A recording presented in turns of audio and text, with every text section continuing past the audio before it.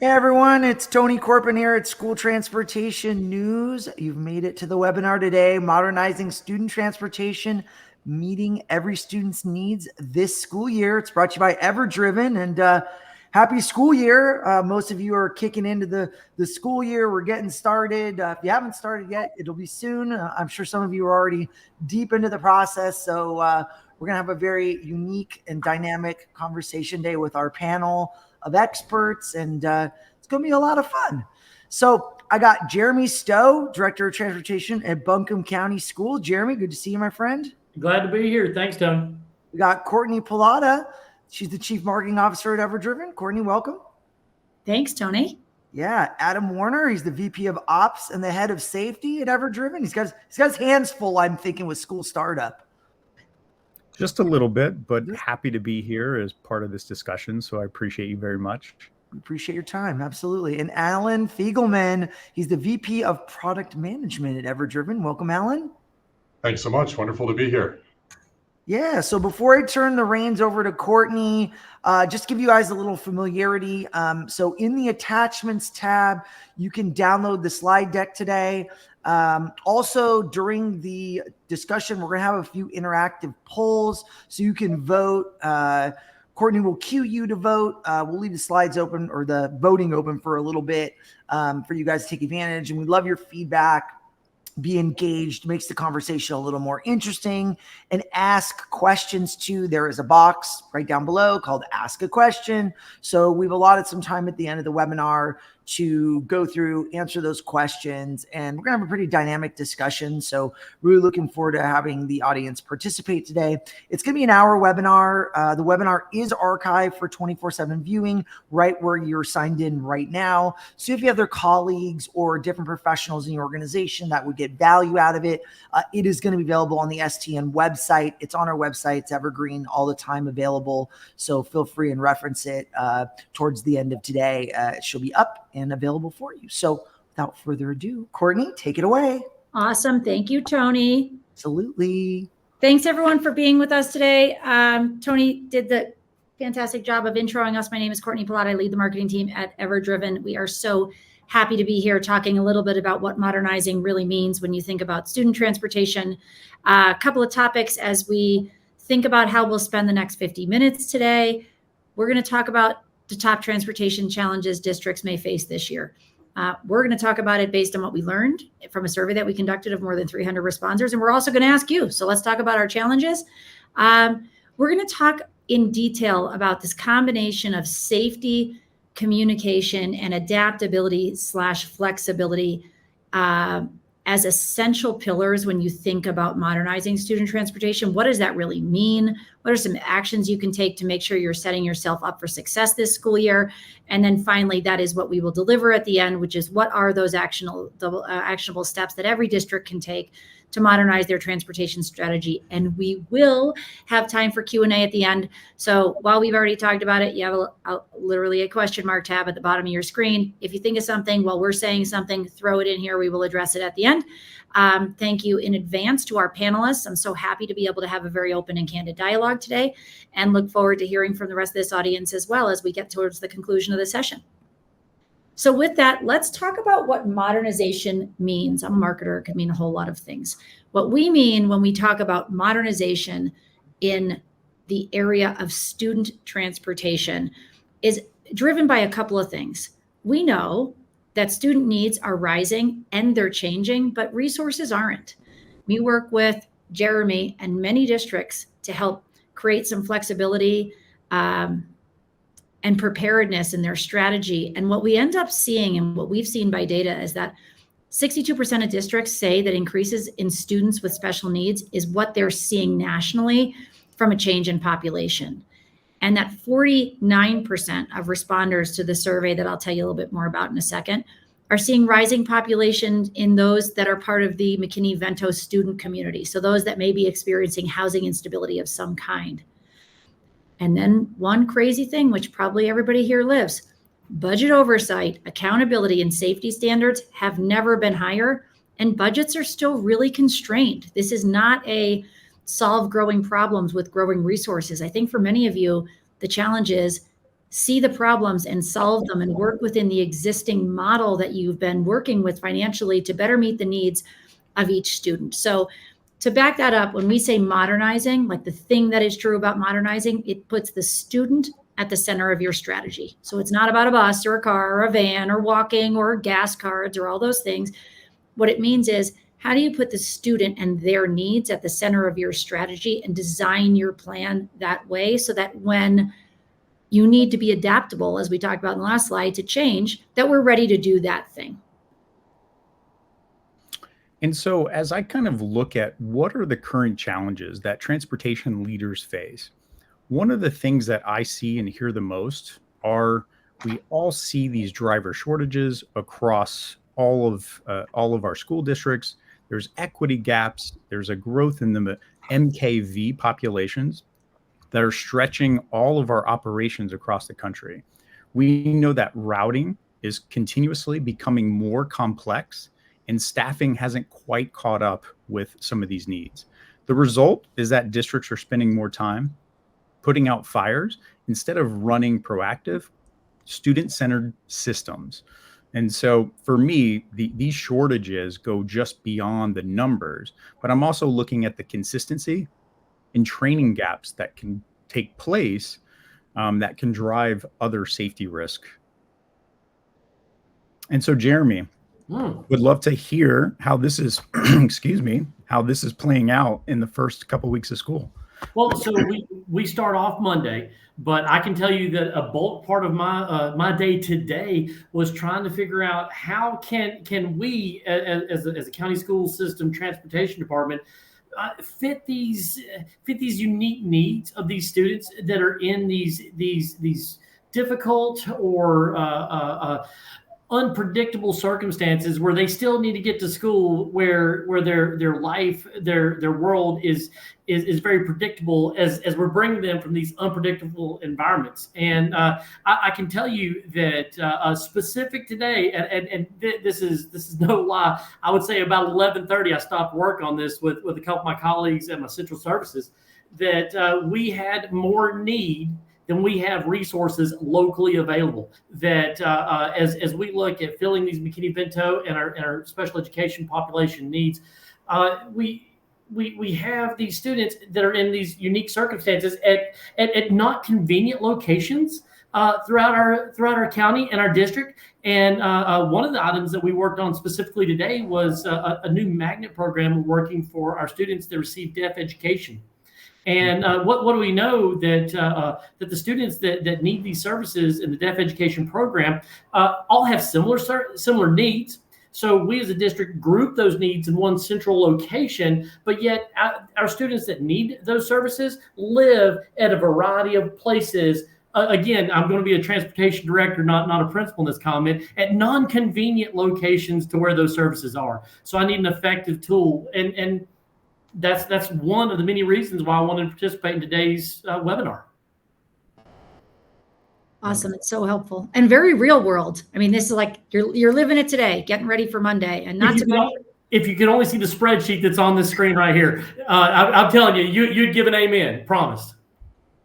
This is another reminder why we're so happy Jeremy could make time. We know this is literally the busiest time of year for so many of you, whether you're in the throes of back to school or the prep, it doesn't change. It's absolute craziness trying to be as prepared as possible. So, all right, cool. Before we cue the poll, let's just talk about, spend one more second on what vulnerable student populations really look like and what is happening when it turns, Jeremy just talked about this, like how do you flex into meeting the needs of every student?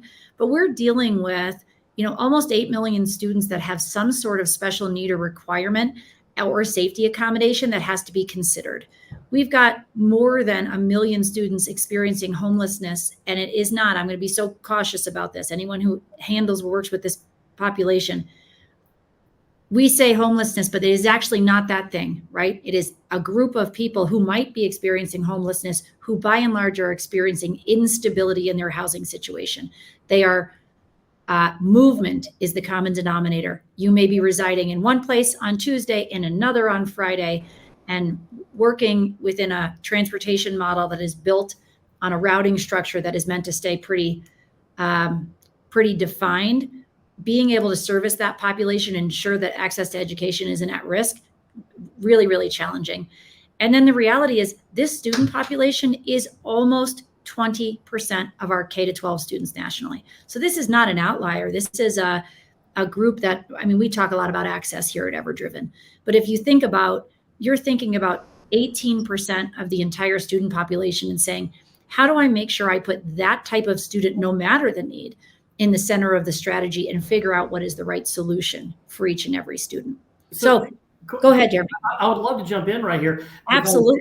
As you look at this large need, one of the things I need as a director is flexibility and speed. I had these conversations today with a couple of my social workers who were they were put out for whatever reason. There's a lot to do right now, but they said, "Oh my goodness, student Sally Q." Her family knew that they were going to need these services, but they didn't contact us. And as I share with that social worker, don't forget that they're living day to day, minute to minute. So to your point, this large magnitude that needs this help, we also need something that can flex quickly and effectively and safely with transparent communication. So sorry, I just had to throw that in there. It was on my heart. No, absolutely. I was coming to you for a question on that, and I appreciate you saying it. It is a very realistic example. And when we talk about scaling up or scaling down, like being able to change on demand. So everybody, I mean, in this life, we think about living with the best laid plans.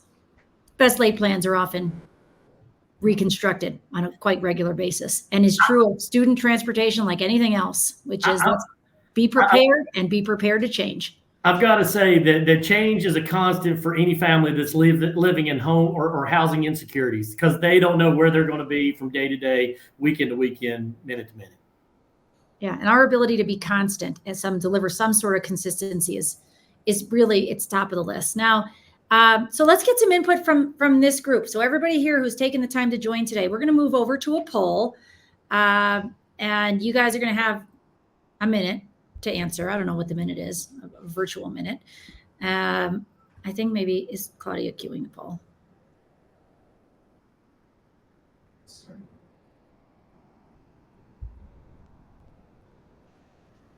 It's good. I launched the poll for you, Courtney.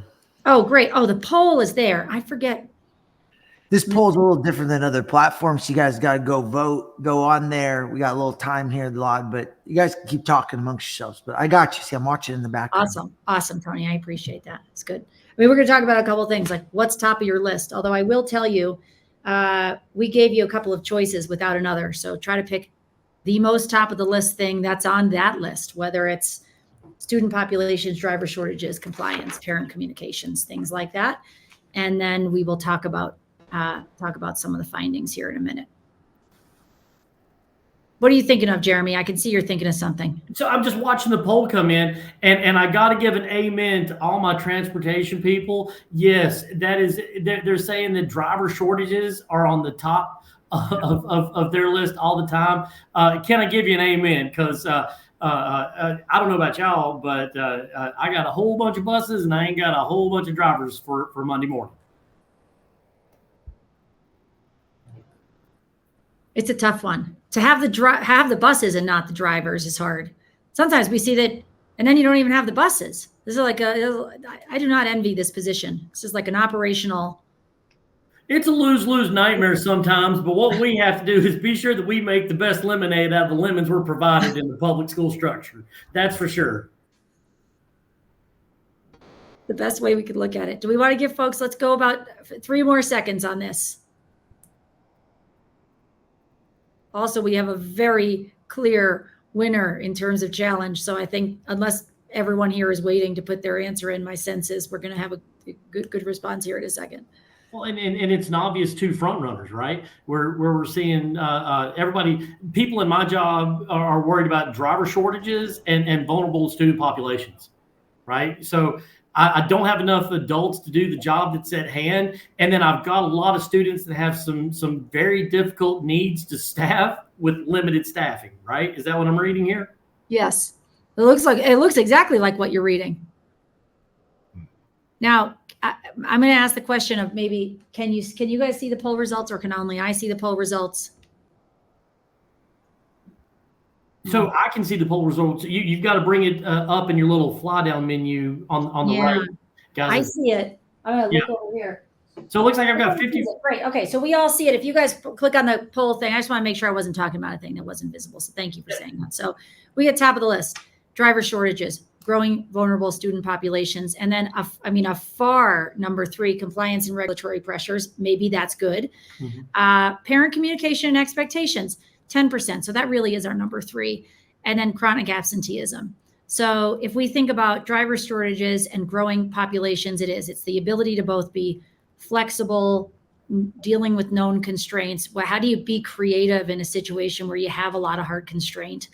And then finally, how do you make sure that the experience is a good one? If I'm to think about parent communication and expectation, maybe I'll toss it to you, Jeremy, before we go to the panel, but I gotta believe that being able to successfully communicate with parents as you get things going this year either starts or can create a fantastic relationship, or can create a whole lot of confusion. It is, and I've had a long, good career. I say often that I'm a recovering school principal. The bulk of my career, I did 20 some odd years as a school principal here in Buncombe County Schools, and I had the opportunity to segue over to the transportation piece. And I can tell you that in order to find success in any student-driven activity, whether it's instruction or transportation, it's having the trust and the communication and the transparency with the parents.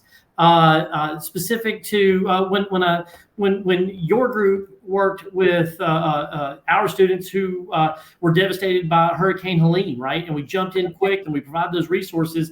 The families who had a lot of core things to worry about didn't have to worry once we established these patterns with EverDriven on how their children were getting to and from school. And they had a really cool communication conduit, right? So if they needed to cancel a trip, if they needed to add a trip, if there was something that changed, there was a trusted and reliable communication conduit that they knew how to deal with. And even modernizing even large, I'm a big proponent of bus apps where I have my parents with an app with Edgelog. They're able to watch the location of the bus, where the students are at all times, where the pickup is, etc. I guess where I push this whole parent communication piece is there are a lot of effective tools out there to be transparent and trusting with your students, because what do we know that the parents are doing? If we're not letting them track them on our stuff, they're tracking them on the cell phone. 100%. I've looked at my twin daughters in college twice already today. One's in the cafeteria right now. We're used to knowing where they are every second of the day. Well, it is, and that's what they're used to. And if we don't step up as a school system from the products and services we provide to give this transparency to the students, to the families are going to find somebody to do it. Yeah, it's very true. And then you come back and you don't have any control over what that lens was or what you found out. And it's a really good transition, Jeremy, in that. And I'll turn it over to Alan for a second. But when we talk about modernization, maybe Alan, you can cover a little bit more about what this means to districts, at least in our survey. Absolutely. What we're certainly seeing is how most districts, the vast majority, 98%, are already focused on modernizing your transportation. And almost half have already begun that transportation modernization. Another half, certainly within the next 5 years, it's coming up. And it's so important to be able to deliver these things that you need and be able to juggle the different factors that you're juggling with these populations and with your constraints, and to give you that flexibility. And of course, have the underlying safety, trust, reliability, and transparency that you're talking about, so that all these things are working well together. Well, we're going to go into a panel discussion now. I mean, we are in kind of a bit of a dialogue anyway. Alan, thanks for that. And we're going to talk a little bit about what safety means, what communication means, what flexibility, what good looks like. And then we'll open up to questions from the crew. But I think, Jeremy, you talked about it when you just showed the phone and talked about the routing technology. But when we think about modernization and the response that we got on this survey, so everybody who attends today, and if you registered and you're not here, although you can't hear this if that's you, you're going to receive a copy of our Modern Student Transportation Survey, which is a survey that we conducted here at EverDriven over the course of the past 4 months of 300 plus respondents with a variety of affiliations with education relative to where modernization is happening. There's so much detail behind what this 98% looks like, the types of modernization, whether it's tech, whether it's maintenance for your buses, whether it's routing, whether it's AI. There are all sorts of things in that list. We'll make sure you guys get the report. So with that, let's get talking. We're going to go through a couple of topics here. I'm going to try to facilitate dialogue, so make sure each of us has a chance to respond. But let's talk about the first one, okay? How is technology itself driving elevated safety and communication within student transportation? Jeremy hit on a little bit of this already, but I'm going to start actually in this one with Alan. Alan is our head of product here at EverDriven, but help us understand, like, where are you seeing tech driving some of these outcomes that both districts and parents really are seeking? There's really so many angles here that we're on the cusp of delivering further and further. And one of the things is helping ensure that transparency of just as you say, where is my ride? How soon will they be here? Because obviously it's easier to track your student once they're on the ride with a number of aspects, but understanding all of the what's going into that, and then being able to adapt to change and give the parents the ability to say, hey, yeah, today the student is sick, or we have this change in schedule coming up. We have some of those things that make that easy and transparent and simple for the district to wrap their arms around, with the reliability that we're going to deliver on those changes. And so the other angle of this is also the safety. And we've built more and more telematics into our app, so that as drivers are transporting the students, we're watching and understanding, are they behaving in the way we expect? Are they making sure that they're taking the utmost care with these students? And we also have technology that helps us monitor their compliance. Hey, is their driver's license up for renewal? Do they have all of the things they need to? And making sure, hey, a new regulation came out, we want to make sure they're compliant with that in a timely fashion. And all of that are things that our technology manages for us. Yeah, so many different stakeholders in a scenario like that. It's like more efficient operation here. It's better experience if you're a district from the start of a trip to the end, and really that visibility into the overall, student experience from start to finish. But Adam, how about, I mean, you're a lot of eyes and ears. You are seeing districts all the time. Let's go, Adam, to you and then to Jeremy. But how are you tying safety, when you think about safety and operational efficiency? How's tech helping that? Yeah. Ultimately, for me, as I kind of think about modern student transportation, it's really not just about moving a student from point A to point B. How do we tie in all of these technology advancements that are happening faster and faster every single day? Like, there's new tools popping up in my feed right now as we're talking. And so how do we use that technology to create a safer, smarter, more adaptable ride? And so for me, I've really been leaning in, especially with the districts that we serve, to really talking about the telematics component that Alan just talked about.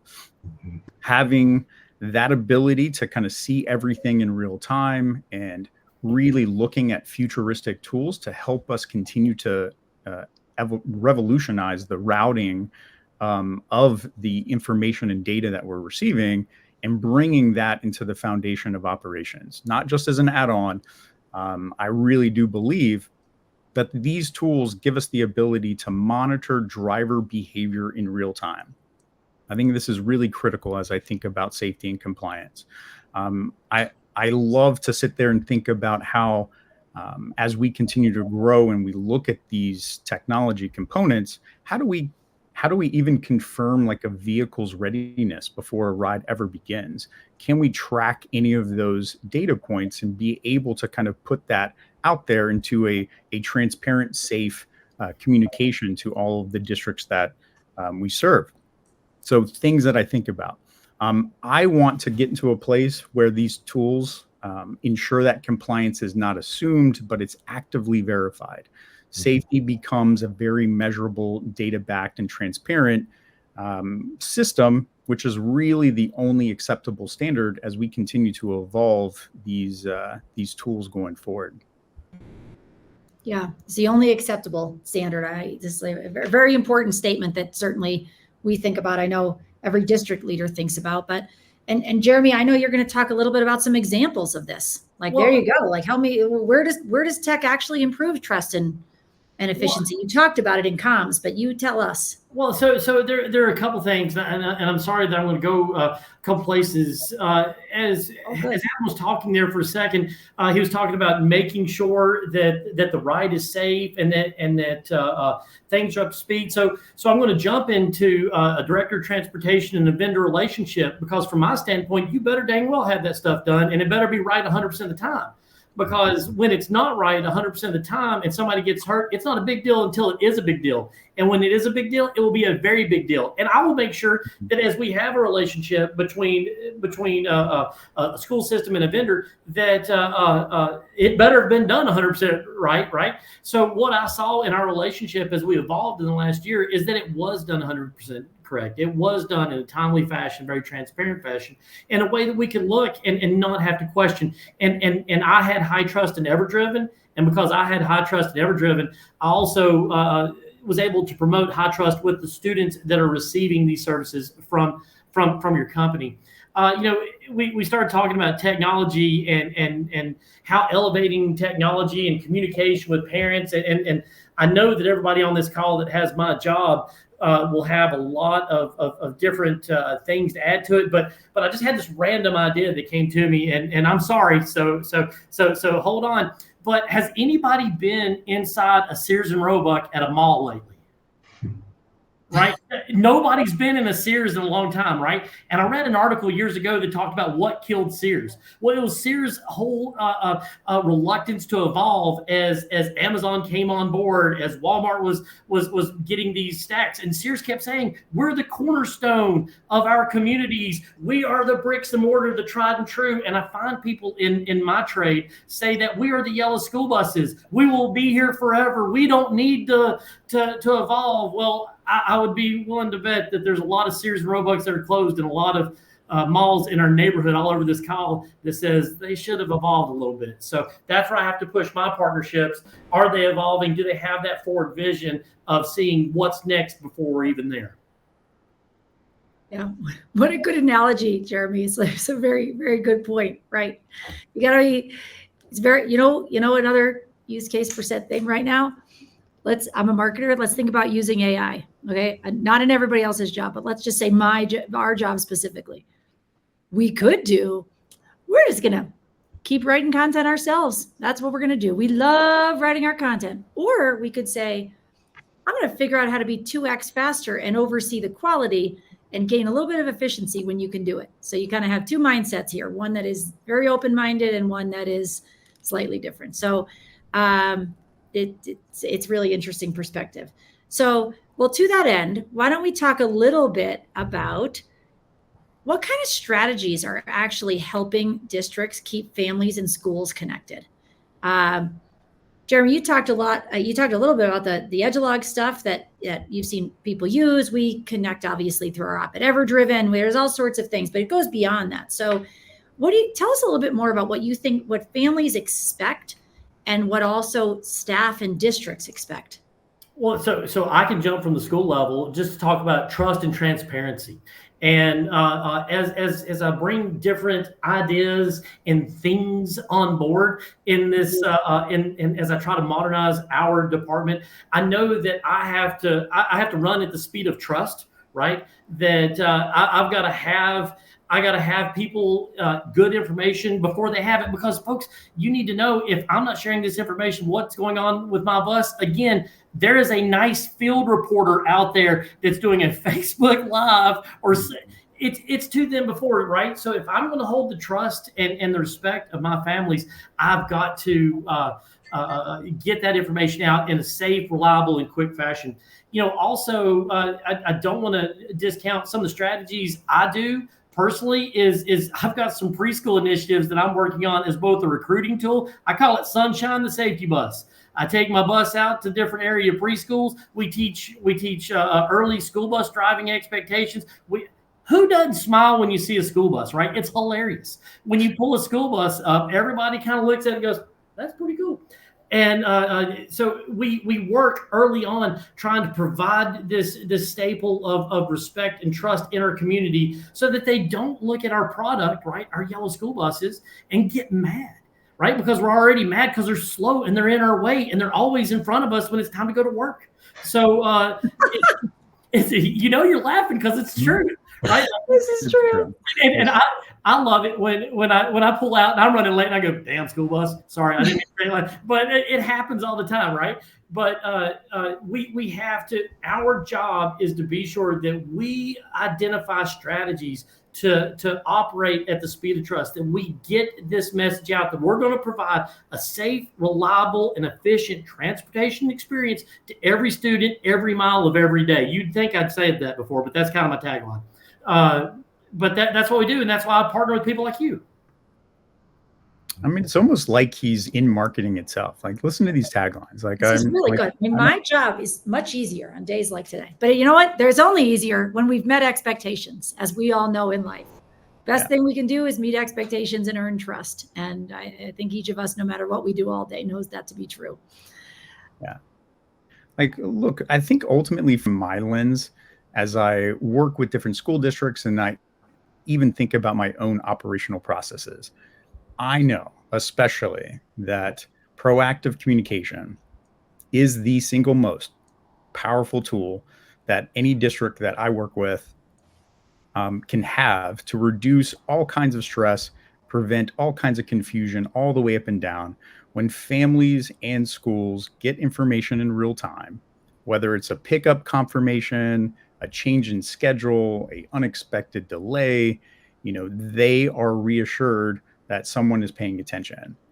So that kind of transparency really eliminates unnecessary calls, lowers anxiety for parents and kiddos, and it really does kind of build trust. And, as we're still kind of in the summer months all across the country, and I'm definitely thinking about how do I continuously build communication strategies, especially when the winter comes and weather delays and 2-hour delays here starts to happen. How can we all kind of build those powerful systems to really communicate so that things don't get lost in the sauce? So this is kind of how I've been thinking about it and some of the strategies that are important to me, and how do I continue to find those tools to be proactive, not only from me to a school district, but, all the way down the line. How do school districts communicate with families, et cetera, et cetera? Yeah. And even Adam, I think about, in the role of your team, we're communicating with districts and families. Mm-hmm. At the same time, we're communicating with service providers, and they are communicating with drivers. And there are so many moving parts tied to making sure that this experience comes together like this exactly when it needs to, that it's the method, it's the mode, it's the tone. There's so much room for continued focus when it comes to communication. And I know, Alan, if we flip it over to you, I know in your world, you're thinking about how to facilitate some of that.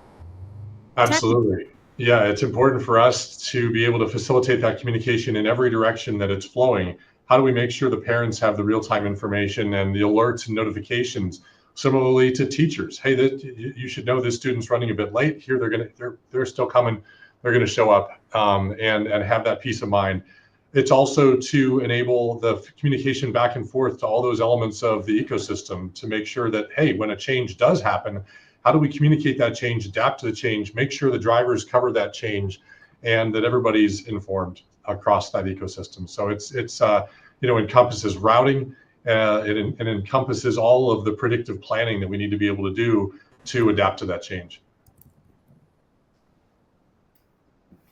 Awesome. Courtney, there was a question in the chat there that someone asked the question. My drivers were just discussing today. There's concern regarding parents with bus tracking apps or something like Family 360, giving parents the ability to stop and accost the driver.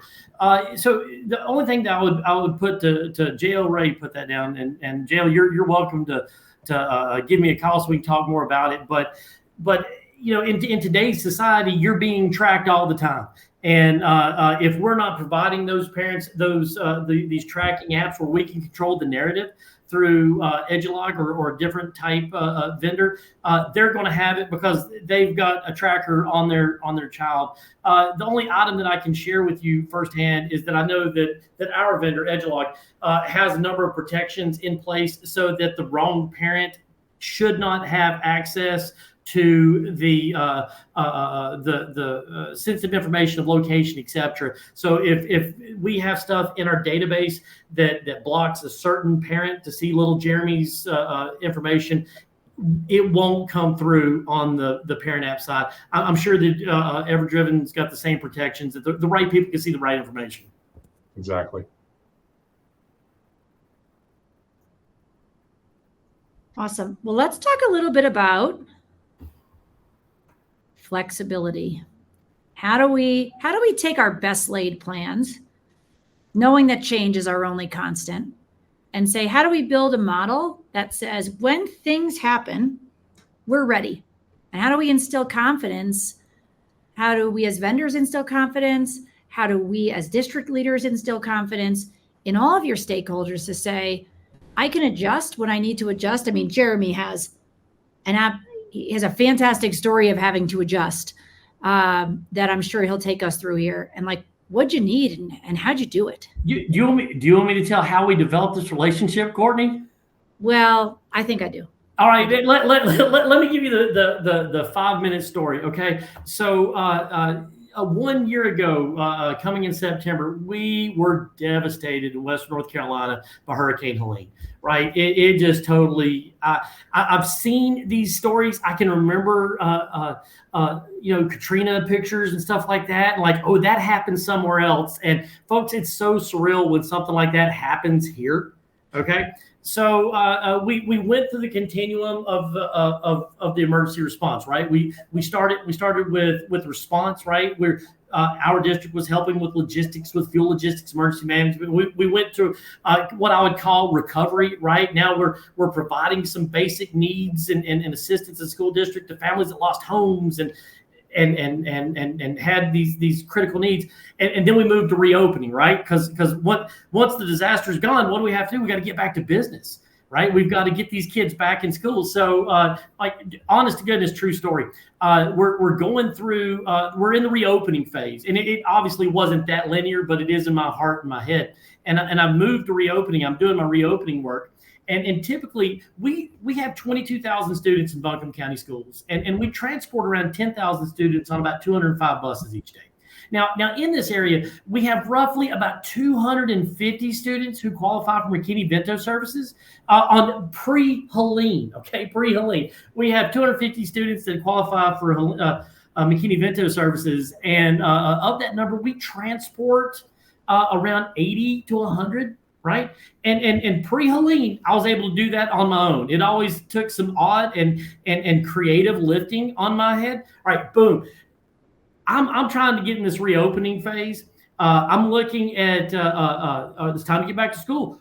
Hey, social workers, go find out who may have lost homes. Folks, I went from 250 people that were in housing insecurity to 2,200, right? We had 2,200 families, roughly 10% had some kind of housing insecurities. Now, doesn't mean that they were out of their house and homeless, but they had communicated with the school that their home had been damaged well beyond the ability to live there. They're doubled up with the grandparents as the roof was getting put back on, all kinds of stuff. And I found myself quickly having to transport around 180 additional students to what my typical McKinney-Vento lift was. Now, this is honest in the story, and I got a name drop Garrett Bernal, one of your guys, and I'd met Garrett a couple times at a few conferences, making these relationships at like STN East. Shout out to Tony, right? It works while we're walking around and meeting people. I remembered I was like, hey, there's this group out there that provides this service, right? I didn't know a whole lot about you, but I called Garrett and I said, hey Garrett, can't you help me? I've got like 200 kids I've got to get to a variety of different schools. Man, y'all jumped on the ground. You went from having a zero presence about 3 weeks into October to quickly transporting roughly 100 students reliably every day within 2 weeks. And it was a really cool connection to see you guys boots on the ground. You brought people from out of town, starting to create those routes. It was a testimony to a very student centered approach that you pride yourself on. And I just got to say that as we were looking to get kids back to normalcy, that I had a partner that was able to reduce a barrier to get these kids away from these unstable environments, right? Where they had seen their house wash the roof off of it, whatever trauma they had, but during it they were able to get to school, and they were at school on time throughout the day. They got a good meal, a good breakfast, and got home without having to worry. So it can change overnight. We didn't plan for it this year. We didn't budget for it. I'm still trying to figure out how to finish it for next year, right? Because I don't have any more hurricane money left. I've got to figure out how to keep paying those bills, but I still have some need left. And it was just a testimony to your partnership and your group's ability to kind of hit the ground, And in addition to this, also again, we're talking about that modernization. As I was reopening and I was putting these hodgepodge routes back together where roads weren't there anymore, communities were gone. I also had to push reliable information out with my EdgeLog parent app to all my families, and they knew if they had the app, they were able to watch it, because if your route was here today, it might change tomorrow. It might be different by Wednesday because a road was there or it wasn't there. Who knows? I mean, it is like, and absolutely, it's an unbelievable example of having to be responsive that you hope never happens again. But Jeremy, your ability to depict the reality of what did happen and your commitment to making sure you said it, kids get to school, they get a meal, they get access. Like you can only do what you can do, which is like, I'm going to deliver on the constant, which is if the school is open, we're going to get them there. One of my favorite mentors, like I said, I'm a recovering school principal, right? And it's in my blood. It's who I am. I just happen to find myself in the yellow school bus management world. But one of my mentors early in my career, he said there's two secrets to this job and working in schools. He said, first, as an adult, you got to show up. Right? You got to show up. And that's what you guys did. You showed up. You showed up consistently. You showed up on time. You showed up with communication. And the second piece, you got to finish your commitment, right? If you make a commitment, if you're going to do this job, if you're going to teach kindergartners, if you're going to teach calculus, if you're going to carry McKinney-Vento students from marginal housings to stable schooling, you showed up and you finished your commitment. I got to tell you, that's part of the success that I felt with you. Well, nothing matters more than that. I'm going to look over at Adam and go, the showing up. Showing up is important. And, as I think about like, what's the operational approach and how do we show up? I have to take many different things kind of into consideration. And so the truth is, to Jeremy's larger point, things can shift overnight. He's sitting here talking about how new housing placement can sit there and impact, whether it's a new student coming into a district that does qualify for MKV, or other route disruptions that we just can't anticipate up front. And really, I think about this, it keeps me up at night, is the only way to handle these without disruption is to build an operations with a contingency planning at its core. So this means having layers of readiness in place, whether it's backup providers, flexible routing options, different proactive communication channels, so that we can pivot quickly without losing safety or reliability. And so there's a lot of things that can change in the course of a day and over the course of 24 hours. And, safety at its core has to be the number one thing that we think about. And so how does this impact operations? Well, we could have a kiddo that might need very specific safety equipment required to take that student safely from point A to point B. And so how do we ensure, as part of our operational planning, that we're able to have all of the right safety equipment so that we can reliably take that kiddo to and from school in a safe, reliable manner? And so you have to build all of these operational practices really upfront, in understanding that at the core, like, does it check the safety box? If yes, you can go to step 2. And so for me, I'm a big operations nerd. I really rely on standardized process. And I really think that it's important that I specifically, and I think other school districts could agree with me, is that having a clearly defined and easily executable plan in this type of environment where student needs are changing ever constantly really gives everyone the confidence that no matter what the curveball is, we can all quickly come together, maintain a really high standard for both safety and accountability. Yeah, it is a really important reminder, which is sometimes in the hustle of trying to make a quick change and be flexible. Well, Go ahead, Jeremy. You know I'm going to talk, right? You know this door is open. You know I'm going to talk, right? So I got to talk to all of us that run a bus garage, right? Because I've talked about this a little bit, but it's having the right tool to do the right job. And often I talk about dumb analogies and dumb stories, but if I've got a flat tire on one of my buses, I don't send a social worker out to talk the tire up into being a little bit more inflated every day. I actually send my tire guy out with the proper tools to make the change.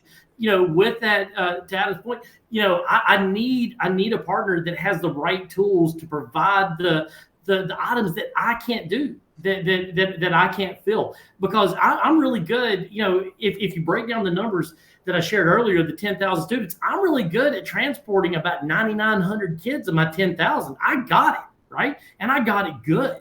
I operate roughly at about a 96% efficiency rating. So I know what I'm doing. I know how to do it. And I got a team that does it. But when I've got people that are outside the norm, that are in that marginal 1% that I can't get to, I've got to have that right tool to go get that student and get that student to school in a safe, reliable, and efficient manner. The right tool for the job is such an important statement. Now, Alan, I don't want to skip you on this topic, because I feel like you're spending a whole lot of time thinking about how tech can help us be even more adaptable. How do we make sure that people like Jeremy are saying we are the right tool for the job?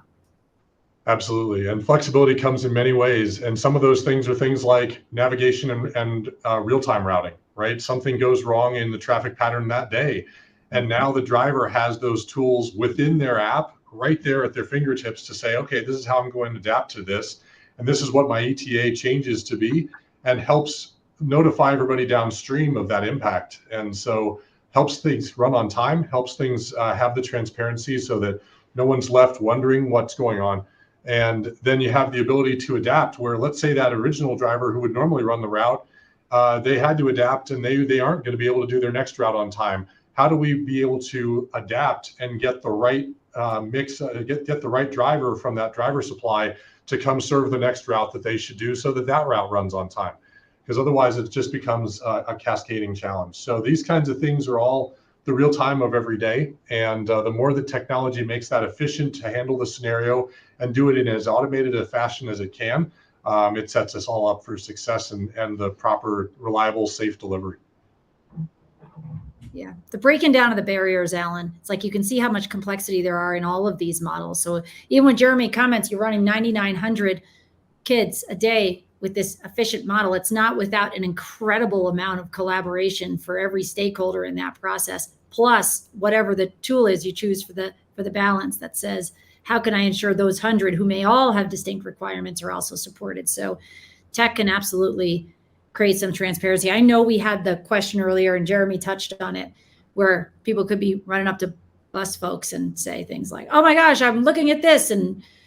But the ability to, if we don't give visibility, if we don't ensure transparency, this is our belief at EverDriven, there's far more downstream impact of not opening it up for visibility, because everything else in this life is pretty visible. As Jeremy described it, they'll find the information elsewhere, and you don't have control of how that's conveyed or what is shared. So it's super important. Jeremy, over to you. So I just want to touch base on this, and every driver has this fear, right? Every driver, because they saw the TikTok video of some driver in somewhere Kansas that got cussed a month ago, they know that person's sitting behind the next mailbox to get me. and they worry about it. I can tell you that it does happen. It has happened. It would happen to everybody on this call in some fashion. However, it is the minority, and that the transparency, the juice is worth the squeeze. The information, the trust and transparency we provide our students, our families, through effective apps, through modernized transportation lens, is worth the minor absences that happen. And the only thing that I can twist for this driver right here is that if we have good location tracking and they do have an emergency, by God, I know where they're at and I can send the cavalry quick, right? Mm-hmm. So, on both sides, if we know where they're at, we can send them help quick. It's a better experience if you know. It is. For everybody. We rather be proactive than reactive with these things. Yeah, absolutely. There's so much opportunity for that to be a bit of a game changer. And before we go to questions, so because I'm so happy, hopefully everybody feels like they've been able to kind of share their point of view. We're going to have some time for questions here. I'm going to go through, we're going to share this anyway, but big believer in making sure if we're going to share a point of view on anything, let's help everybody who's attended today. What can you do? Okay. What can you do today? You may be doing this. You may be thinking about it. 3 actionable steps to modernize your transportation strategy. Think about your student transportation audit. Jeremy talked about 9,900 students. He has a clear pulse on the number of students that have special requirements for transportation within his district. Do a check on that. It's the beginning of the school year. What does your high need student transportation population look like? What are their needs? Where are they located? What is the best route to handle them, but also meet the requirements that are needed? Even though it could be the 1%, it could occupy 30% of your mind share until you figure that out. So there is number one. And secondarily, launch a parent communication pilot program. So we'll talk here in Q&A to make sure any questions are answered relative to communication. But if parent communication is something that's new to your district, what can you do? Take a single group, maybe take a group of people who have very clear requirements for transport, set some goals and say, hey, listen, if I open up the doors to transparency with this group, am I going to get fewer calls? Are the people on my team able to do their day job better? It's very funny. I've had the opportunity to talk to like 3 different district leaders in the last month. And the thing they consistently said is that what I'm trying to do all day is X.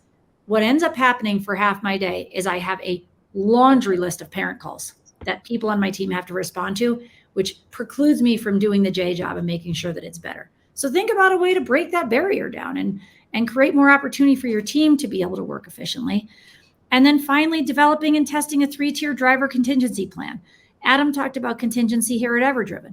We are always thinking about if something changes. I'm sure Jeremy's thinking about it all the time, which is, God forbid there's another hurricane. Let's hope that doesn't happen. But if it does happen, we know who's prepared. Okay. There is now things like this create an opportunity to really say, how do I think about this next time? If this is what not good looks like, and tier that out and identify your backup plan. We do the same thing here at EverDriven. Who are your key stakeholders? Test your model out. And, in doing that, you may find out with a little bit of transition that you have really solid coverage when you need it. So we'll share this with you guys. You all have access to the slides. Tony talked about it. But before we go to Q&A, anything from our presenters relative to these actionable steps and how they've worked for any of you? Yes. Mr. Stowe, you're up. Oh, you're muted. Oh, yeah, I think you're muted. Sorry about that. I was having a little bit of private think time. Sorry that I'm a little bashful today. I apologize. So a couple things to my colleagues, right, is as you think about modernization, I have dumb sayings all the time, but I will promise you, if you put this at the core of what you think, if you do what you've always done, you will get what you've always got. And if you sit here and think about, are you satisfied with what you have right now and unwilling to change, then keep doing it. Don't modernize, right? But if you do what you've always done, you don't try to adjust any, you will get what you've always got. And I want to go back to parent communication. I will promise you that if you are not talking to your parents via social media, apps, communication. Folks, they're talking about you. So you have to take the opportunity to control the narrative. And if you want to be a victim, sit there and be a victim. That's your decision. But if you want to try to pump the information and get it out there, then get it out there and use the tools and apps. You don't have to make a phone call every day to everybody, but you can pump that information and control the narrative the best way. Because like I say all the time, I used to tell teachers this all the time, folks, if you're not talking to these kids' parents, they're sitting at the table talking about you. Promise. Yep. It is a very clear reminder, and it is a good sanity check. All right, let's go to questions. Tony, I'm turning it over to you. I'm like dying inside to ask Jeremy a question. So I'm like, oh my God, I'm sitting Let's in the do it. background, like just waiting. Okay. And for anybody else that wants to ask questions, we have a limited amount of time. So like slide your questions in the ask a question box, but we definitely want to hit it. So Jeremy, the 1%, that 100 in your, I'll call it the cream, right? Like that top layer. How did you get your parents and the caregivers acclimated to what EverDriven is offering? Because it's a very unique solution. And if you haven't used it and now you're using it, how do you communicate to them what the service experience is going to be like? How do you inoculate any anxiety that they have with a new type of transportation taking on a student with high needs or a child with autism? There's a lot of different IEPs and different situationality, and there's a total big spectrum. So what does that look like when you're like starting? You're like, how am I going to get everybody on the same page? Right. Great question, Tony. And thanks for that. So in thinking about it, I think we have to find that balance, right? Because when you deal with students that have IEPs, when you deal with students that have special needs, that have housing insecurities, etc., it's a highly emotional state, right? So we know that at the end of this process, we're talking about using apps and we're using communication to communicate with them. But you gotta have an adult. You gotta have somebody with a pulse to connect that piece. I relied personally in our McKinney-Vento kind of uptick we saw after Helene. I leaned on the social workers and the counselors that are in our area. I provided the structures of what I was going to get out of the partnership with EverDriven to get those kids from these traumatic environments to school every day. But before I pushed them on to, here's the app, download it, talk to you later, definitely didn't go with that piece of it. But we did a very humanistic push out with our social workers and our counselors, where we went to their houses and we helped them download the app. We showed them how to secure the logons, because these folks were not in a very secure place here, right? Where they were able to process, because we all know what it's like when you download that new app for the first time. I'm not ragging on you, EverDriven. That's not what I'm doing. But everyone on the screen downloads that app the first time. They go, where's my kid at? Would you come put this app on here? Right. And they don't know. My wife has no idea what her iCloud password is. Right. She has no idea. Like, she's kidnapped tomorrow. She's not using her phone for anything. But we connected on a very personal level, right, to show them these infrastructures. We say, here's the support, and this is the way the support's going, and this is the way you're going to be communicated with. But we did the face-to-face, we did the groundwork, the heavy lift, person to person, to get it downloaded, to answer their questions, to show, hey, look, this is your driver's name, and this is what time they're coming, right? And once that paid, that paid huge dividends on the backside, to where once we got them trusting, once we got the app on their phone and we got them comfortable with it, then we turn them over to the app. Now I'm going to tell you, that's the game, right? Heavy work at the beginning. Then we go, oh, here, EverDriven, call us later. Send us the bill. We'll talk to you later. That's where we went with it. But it did take a little bit of footwork and again, people with a pulse to connect with the people out there in the internet world. Yep. Did that answer the question? Oh, you're muted, Tom.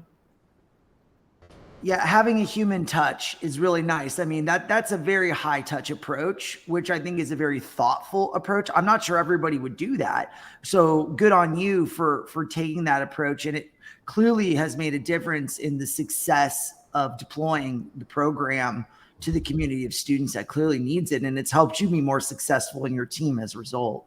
It made it easy, right? And I share dumb sayings all the time. I'm sorry, I gotta. Here's another one, Courtney. I'm sorry, it's coming out. But right, as a principal, I would share with teachers all the time that the kids will forget the majority of what we teach them, but they'll remember all how we treated them. And specific to this communication piece, specific to these students and these marginal needs, they'll forget the lessons that they had that day. They'll forget what their multiplicative times tables, whatever the case is. But dang it, they'll remember if we gave a crap about them and we got them to school every day, and then we had someone that was smiling, sharing, and smiling and safe with them all the time. They remember how you treat them every bit. Yeah, time has absolutely just flown by, and the conversation has been excellent. I feel like there's more room for more conversation for sure. And, Courtney, I'll leave it to you in the panel to kind of tie it off. But definitely the future of modernizing student transportation is bright, and appreciate you guys being on here and sponsoring the webinar. And Jeremy, thanks a lot for providing your insights and experience and telling your story. I think it was very powerful for our audience to hear that. And, appreciate you being so shy on the call too. But next time we'll maybe get you on a panel discussion. You never know. There you go, Tony. I'm going to roll out for STN, man. I'll get my own booth and everything, bro. This is really Beautiful. good. I love it. He'll be the modernizing model.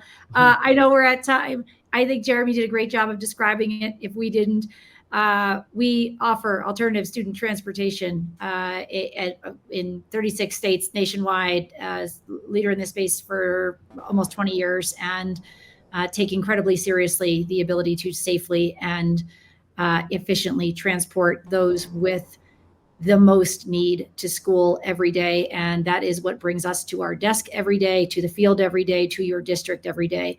And if you want to learn a little bit more, you can feel free to connect with any of us on LinkedIn or send us a note. Contact info is here. You guys have access to the slides.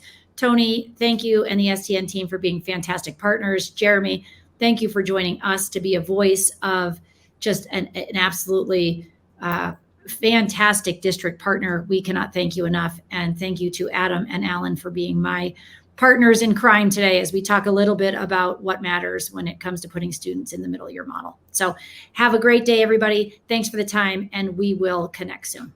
Take care. No, thank you so much, everybody. Appreciate you coming on, being part of the webinar. Again, it's recorded for 24/7 viewing, so share it with anyone in your organization that you feel would get value. Special thanks to EverDriven. And also, if you want to see EverDriven in person, they will be at the Transporting Students with Disabilities Conference down in Dallas, Texas, November 6th through the 11th. They're hosting our welcome party out at Top Golf. So come out, hit some balls, hang out with their team, get to know them a little better. And they got a lot of good things. They're sponsoring one of our keynotes as well. So they probably got some great info to share. So you guys come out and be a part of a little hands-on experience with them and get to know the team there. But thank you guys. Have a great week. And Jeremy, be safe. I know the hurricane is flowing your way. So stay away. Hurricane. Stay away. Stay away. We're not doing those again. We're done. All right. We're done. Beautiful. Thanks, everyone. Bye, Take care. guys. Have a blessed day. Bye-bye. Bye.